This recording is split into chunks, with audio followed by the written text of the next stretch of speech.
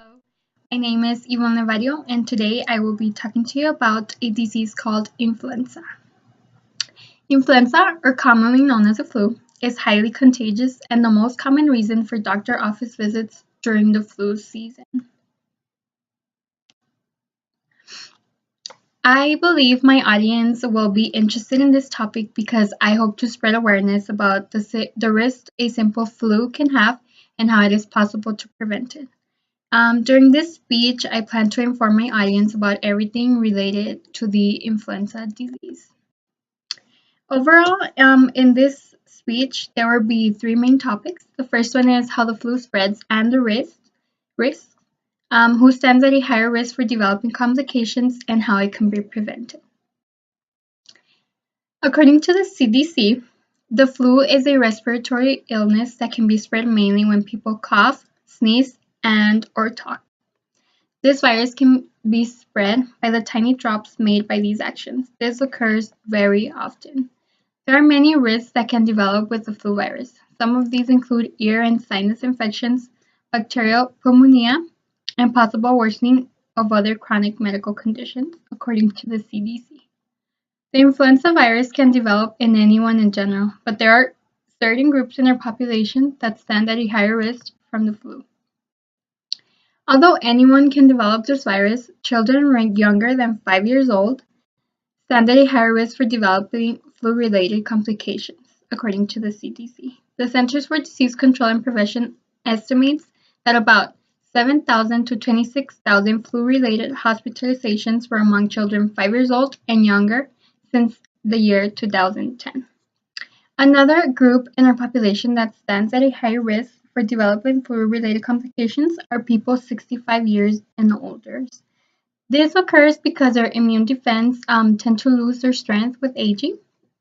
So this makes them more prone to developing these kinds of conditions that can be critical for persons in this age group.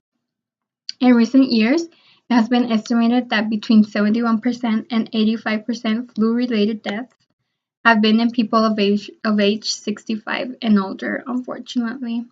Among this age group, 70% of hospitalizations have been flu-related, according to the CDC. A third group in our population that can be most prone is pregnant and postpartum women. They also have a higher chance of developing complications caused by the flu.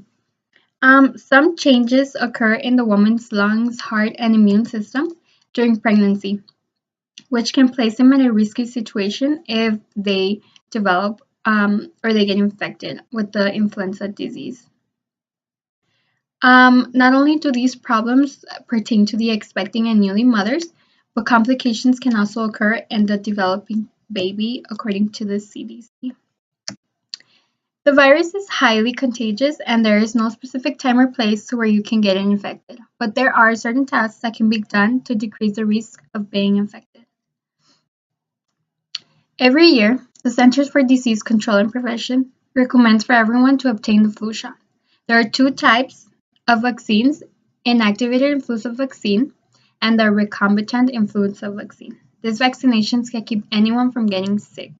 According to the CDC, a study conducted in 2014 showed that admissions to the pediatric intensive care unit because of the flu virus decreased by 74% from years 2010 to 2012.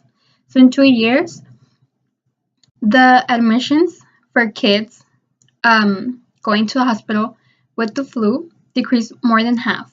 So this tells us that the vaccines for the flu are working how they're supposed to be working. Vaccinations against the flu virus also helps protect women during and after pregnancy. So these vaccines are safe for pregnant women and for pregnant postpartum women who are breastfeeding or stuff like that. This will not hurt their baby. This will not hurt them either. Many people believe that the flu is a simple virus that can be treated with antibiotics, plenty of fluids, and some bed rest, which in most cases, this can be the proper treatment. There are many important factors that should be considered and taken seriously though. Influenza, or the flu, is a serious respiratory illness that should be considered risky in everyone at all times. It is important for the population to be aware of all vaccine information and what to do in case they develop this disease. By keeping everyone informed, there can be a drastic change to the statistics of complications due to the flu. Being informed is one of the most successful and safest ways of prevention. Thank you. I hope this speech was helpful.